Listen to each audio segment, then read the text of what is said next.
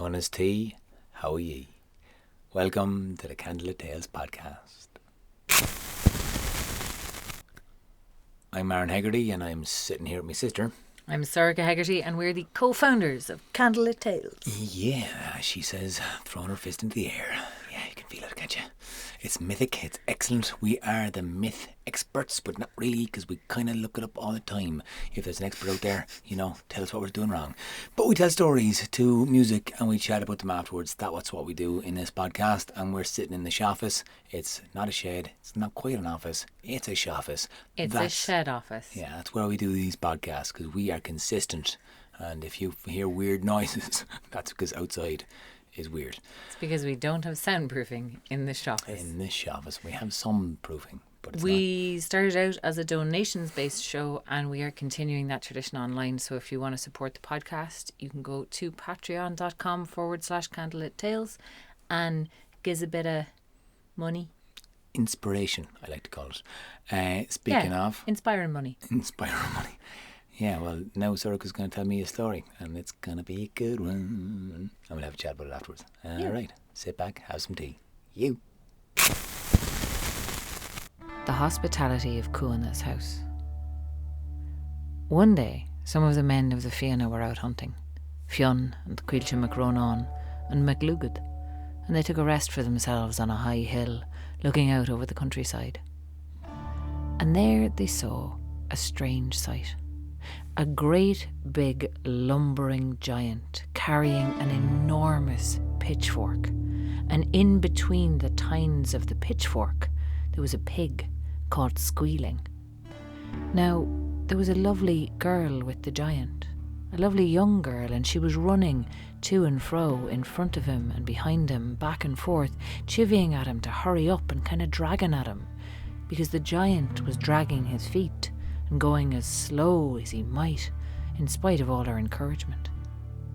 So Fianna turned to his companions and said, "That's a strange sight.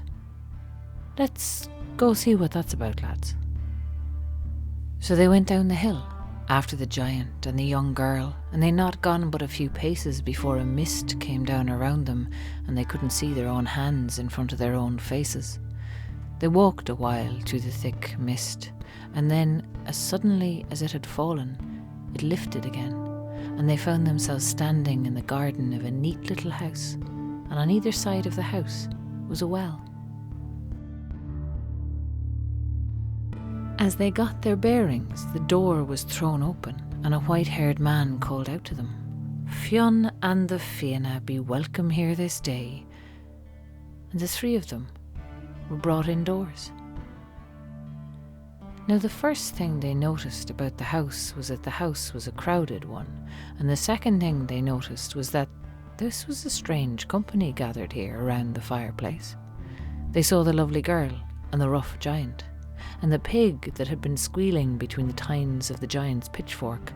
Now it was gutted and dressed and roasting over that same fire. And tending that pig was a withered old hag. Beside the hag was a man with 100 eyes in his head, and over in the corner was a sheep with blue horns and hoofs and a green belly.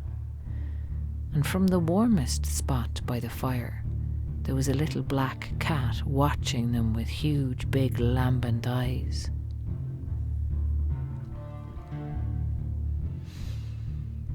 Now almost as soon as they were inside the door and sitting down, a terrible thirst came on Fionn McCool, so much so he thought he was going to perish from it. Cuilche MacRonan noticed, and he started to mutter under his breath at the kind of hospitality this was that they were getting, with no offer of drink at all to be had. The host heard Cuilche's complaints and said, "Well, if it's a drink you're wanting, Cuilche MacRonan, go outside and draw water from the well for your master, and don't be just sitting there and giving out." So Cuilche went outside, and he had a closer look at those two wells on either side of the house.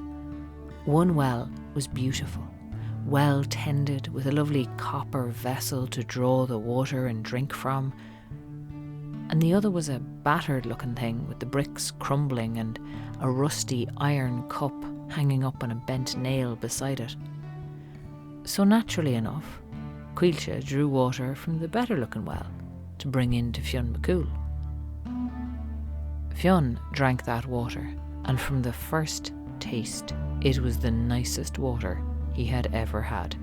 It was better than mead, sweet and lovely, and it went down like honey, and almost as soon as he'd swallowed it, he started to feel wretched, just poisoned and awful. Cuilche noticed, and again he started to mutter about what kind of a fucking place is this anyway, with just water that's like poison and dreadful, and I don't understand. And again their host heard him and told him off and said, "Don't be complaining, Cuilche McCronan. Obviously you gave him a drink from the wrong well, and if you want to set him right, you got to give him a drink from the other well. So why don't you go and do that instead of sitting around giving out?" Now that's exactly what Cuilche did. He went back outside and he drew water from the nasty looking well with the rusted iron vessel, and he brought it back into Fionn McCool. And now the water from the rusted iron cup, that was the most bitter, horrible thing that Fionn McCool had ever tasted in his whole life, and it was a harder fight he had to choke it down than any fight he'd had on any battlefield in his life. But he managed it, and as soon as he had that water swallowed, he felt so much better, restored and better than restored. He felt amazing. By this time the dinner was ready, and their host divided it up among them. But the sheep in the corner spoke up and cried out that he'd been given nothing. The sheep leapt up on the table to where the heroes of the Fianna were about to set upon the hind quarter of the pig that they'd been given, and the sheep started to eat their roasted pig. Now, aside from being strange, that struck them as rude. So Cuilche and MacLugad tried to throw the sheep away from their meal, but without showing any sign of a strain, the sheep jumped down and pinned them, one under each of its blue hooves, and they could do nothing but wriggle there on the floor. And when Fionn McCool tried to come and rescue them, well, he was pinned just as thoroughly as his men. And the sheep started eating their dinner. The little black cat got up from where it was resting and sauntered over, and with a flick of its paw it flung the sheep off the men of the Fianna and chased it out the door. They were able to eat after that, though it was an odd meal under the blinking gaze of the 100-eyed man, with the giant and the girl and the hag and the host all sitting around. After dinner, they all settled down for a rest, and the hag got up from her spot, and she took off her cloak.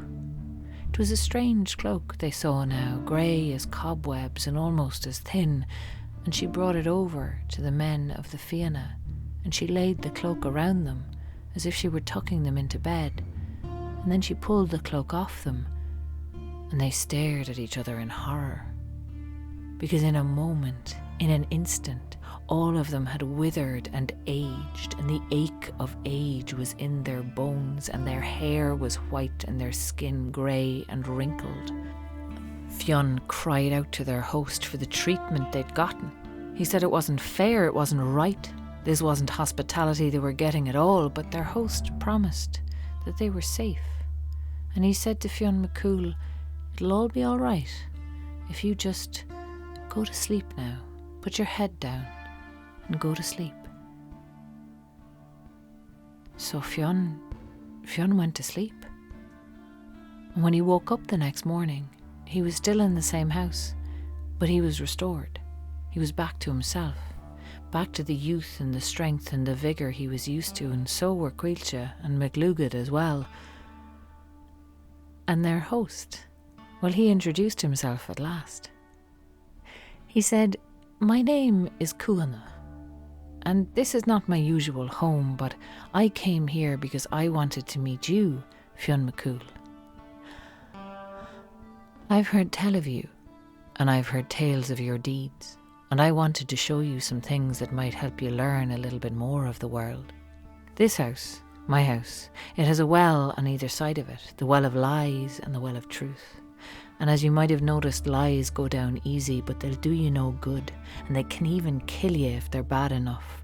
And as to truth, it can be the most bitter thing in the world, difficult to swallow, but it's the only cure for a lie.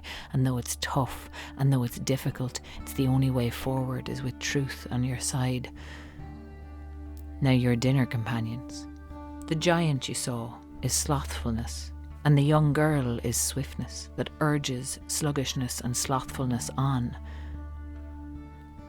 The man with the 100 eyes is the world itself, greater and stranger than you can ever know. You must not be ashamed that that sheep threw you down and stole your food, because that sheep is the desires of men, and it's far more than any one man or any 3 men can defeat. But as for the little cat, that cat is death. And death comes for everything in the end, whether stepping softly or with its sharp claws out. The hag, well, she is old age itself.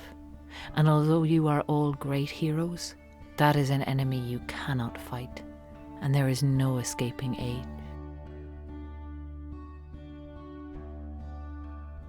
These are the things that I brought you to my house to learn. And this story will be told by you now when you go back to Ireland, and the name of this story will be The Hospitality of Cuanna's House, and it will be told as long as there are storytellers to tell it. So Fianna and the Fianna, they took their leave, and they came back through the mist to Ireland and the sunny hillside, and they were a little wiser coming back than they had been the day before.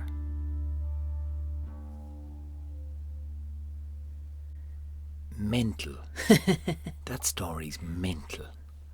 Like, Isn't it? It's just bonkers. What the fuck did we just listen to?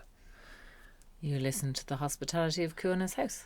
I mean, okay. I mean, you gotta love a story where the guy in the story is like, and the name of the story shall be the name of the story. And everyone goes, okay. And then that's what the story is called.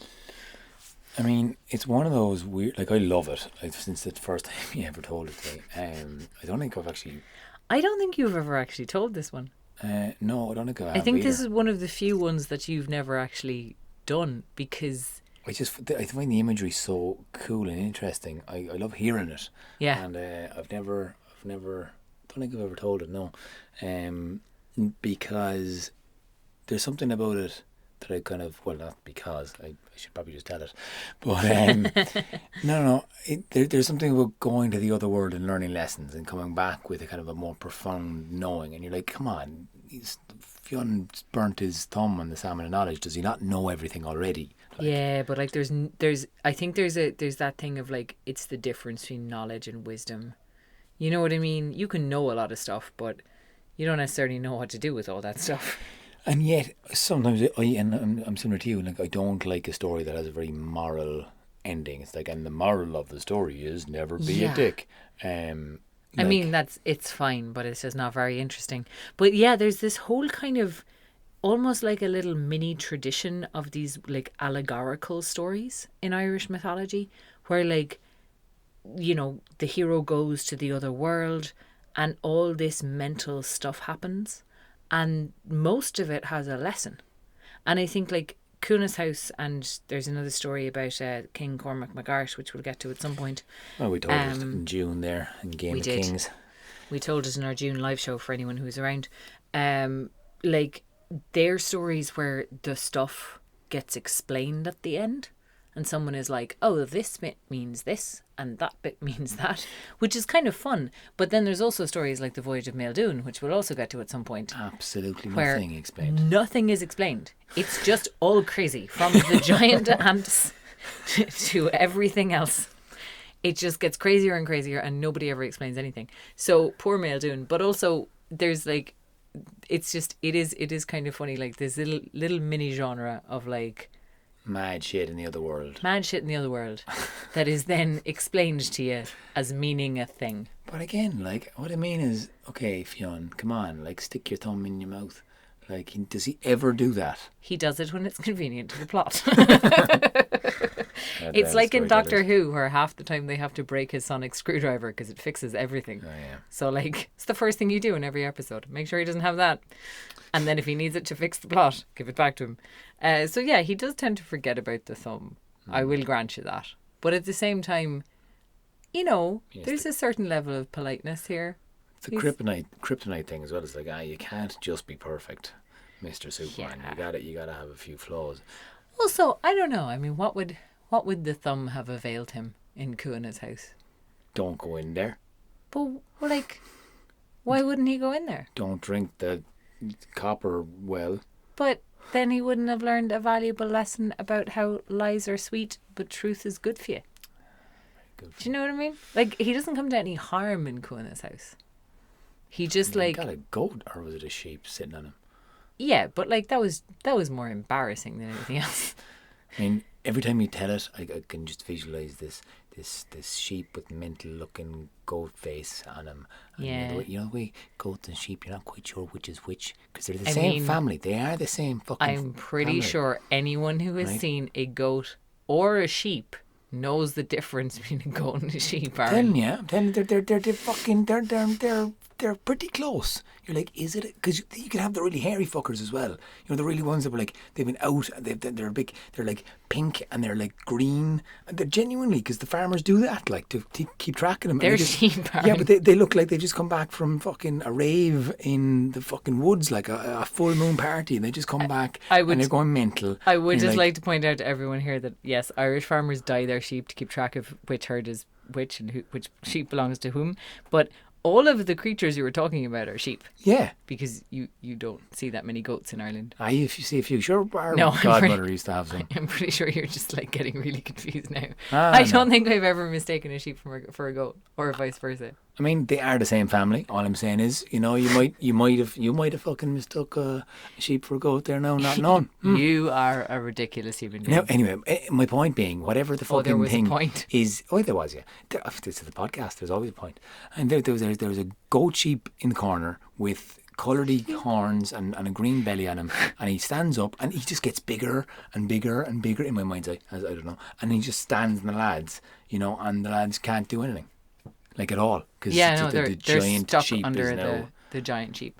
I mean, I don't. Or else he has really long legs and that just kind of fucks it. I'm not sure that in my head he gets bigger. I think he just stands on them. But it is that thing of it's just a weird humiliation. Like, they're not expecting this to happen, and it is so left field. Like, all of that sequence is so left field. The sheep that stands on them. Actually, do you know what it is? What I'm pretty sure has been the root of all of your confusion about sheep and goats is that there is a different story in which it's a goat, and there's another version of the story in which it's called a wether. A ram or a wether? No, a wether. A wether is, I think, an old word for like a castrated male sheep and or goat. So wether can refer to either. Whether it was a ram or a sheep, they said, sure, look, one of them will do. I'm pretty sure and it was said. That is the root of Aaron's general existential confusion as to what the fuck a sheep is. He doesn't know. He's unaware. So anyway, we went down a tangent there for a little bit. Nah. But that whole sequence is delightfully bonkers, because it's just like they get stood on by a farm animal, let's call it that, and then they get rescued by a cat, and then they get aged by a hag. So that's a weird one. That's kind of one of those, like, so age is going to come and visit everybody. And like, I was in the Lewis there the other day, and I was just looking at a lot of people, and I was looking at, like, everybody who was older than me, and then a load of the teenagers are coming on, and I was like, jeez, I'm terrified of getting older. Oh no. And then I looked at all the young people, I was like, oh fuck 'em, look, they're so supple and lean. Oh, fucking aging. You're getting old as shit. Oh, my knee is sore. Oh, fucking ankle. My back and hip. God, whenever I see teenagers, I think they need to finish cooking. They're not done yet, because they look squishy and unformed. Do you know what I mean? I kind of like, look at you. You're nearly a human. Sorry, they are human, but you know what I mean. Nearly. They just look not Full quite thing. cooked yet But, to me. but the story anyway kind of goes like, here's a big load of old on you. And you're Yeah. like, oh, fuck. Deal with that. Because that's kind of, it happens. Like, all It of a happens, sudden. and it doesn't, and it's the kind of thing that, like, these are people who are used to dealing with things head on and are used to being able to fight stuff off. And they first get stood on by a farm animal that they can't fight off, and then they get hit with this impersonal force that they can't do anything about. Because that's even more restrictive because they have no power to No, get it off. you They're can't just- even push on that, like. No. And I think that's an interesting, like, I think that memento mori kind of tradition of, like, death will come to us all, age will come to us if we're fucking lucky and we live that long. It's one that I think every culture needs, because everybody has that, like, I don't want to reaction to it. And I think we all have a certainty at a certain point that it's not going to happen to us, followed by a gradually dawning realization that it's happening to us. Yeah, gradual like- / sudden realization that I'm not Okay. that supple anymore. Spot the man who's just turned 30, like. It's fine. It's fine. It's fine. It's fine. But, like, you know what I mean? There's and it's in modern culture as well. You've got this whole movement towards, like, if you just eat enough turmeric and do enough yoga, you're still gonna die. Damn it. You might have fewer aches and pains, but you're not gonna get out of that. No. You are not going to get out of that, and you're still going to get older, and you're still going to have aches and pains, and you might be able to manage it a bit better, but, like, there's a kind of a drive towards optimization of our own form that I have a little bit of cynicism about, because I think it can get into that thing of, like, if I just try hard enough, I'll live forever, and you won't. Well, but it's not about living forever. It is about living kind of your best in whatever age or bracket you're in, and I think that's the healthy expression of it. Yes, Yeah. and I think that is a very healthy expression of it. And I don't mean accepting to. it. I don't mean to, like, diss people being healthy. No, but I'm going back to the story, even like kind of the lads who were just suddenly shoved all this age, and you're like, you're gonna get there, lads. So just live in the way that you are every single day and bring your kind of best to it, opposed to, Yeah, as opposed to either thinking that this will never happen to you or fearing it and trying to run away from it. There is something about, like, it's an inevitability, and I think part of maturity is accepting it. And again, Kuna, he just seems like an older dude in my head, like. And You don't get a massive description of him, just this, like, white-haired guy. So well, white hair, you're like. he's an otherworld figure who just, like, decided to teach Fionn McCool some stuff. Yeah. And like, also, I gotta say, the beginning of this story is one of my favourites, because it's such a Fianna thing. Let's where go they're off like, into danger. no, they're literally out hunting, and they see the giant and the girl, and they're like, weird. Let's poke it with a stick and see what it is. Like, they're literally looking for trouble. They go, that is a funny thing, let's follow it and see what happens. Like, they know it's otherworldly. Yeah, but that's the thing. You follow the strangeness. You follow. You're supposed to be curious. Curiosity killed the cat / made it more interesting. Exactly. Well, I think there's a lovely sort of, like, openness in that attitude where they feel like they're out hunting, they see a strange thing, and they're like, let's go see how strange that is. Like, maybe it turns out it's just a tall guy and a girl, and maybe it turns out it's this whole mad weird thing. So I think, like, even if Fionn McCool had put his thumb in his mouth and it had said, you are being led to the other world, to a strange house where weird shit is going to happen to you, he would have gone, okay, cool, I wonder what it'll be like. Let's go see. Yeah, Like, it's because there's no malice in it, and there's no malice in Kuna's house They could have been just following the lovely girl. with her lovely bottom. They all have lovely bottoms.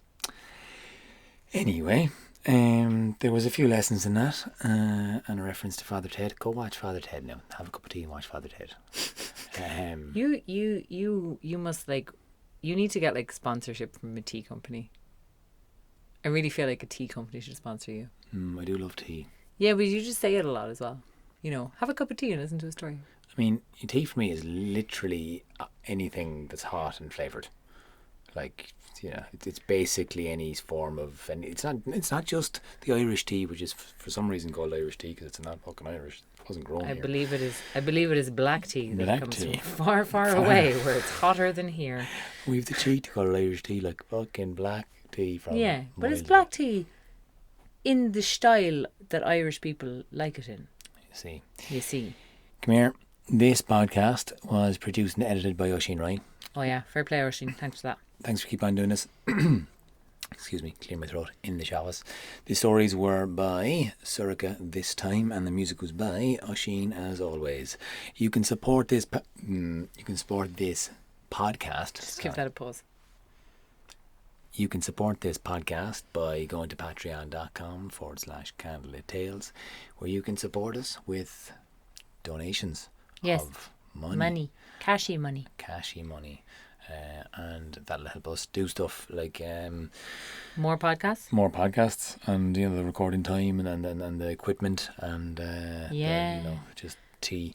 Did I mention we drink a lot of tea? The tea bill is fucking ridiculous, lads. Through the roof. It's just a giant Christ. bill. It's huge.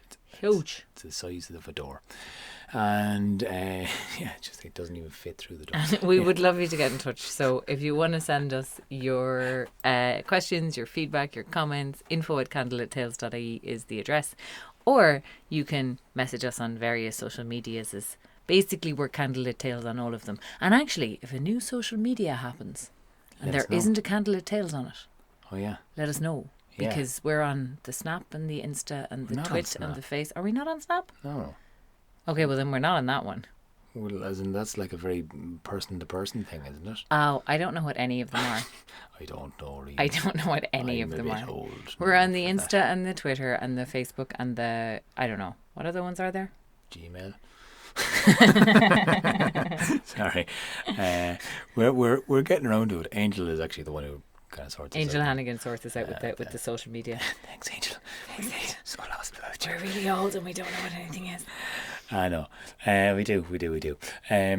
Listen, get in touch with us. We love performing live shows. We do it on a fairly constant basis. If you want to keep up on what we're doing, just check us out online and you'll see what we're doing. We'll have new podcasts for you in 2 weeks, unless we get a load of sponsorship and we can do this once a week, because it's time consuming. It is a small bit, but it's lovely. I love doing it. But it's nice. So thank you for listening, because you know what? I love doing podcasts. I love doing it with my sister. I love that Oisín's doing with us. Thank you again, Oisín. Thank you, Angel, for putting it out there. And thank you for listening. Have a fucking great evening for yourself, or morning, or afternoon. I don't know when you're listening. Or whatever time of day it might be nighttime. If it is nighttime. Might even be nighttime. Good night. If it's nighttime, go the fuck to sleep. No, don't swear to them. No, they're just going to roll over. Okay. There now. If it's nighttime, go to sleep. Go to sleep. There you go now. Off to sleep now. Have a great dream. Dream about candles and wind. Or morning. It might be morning.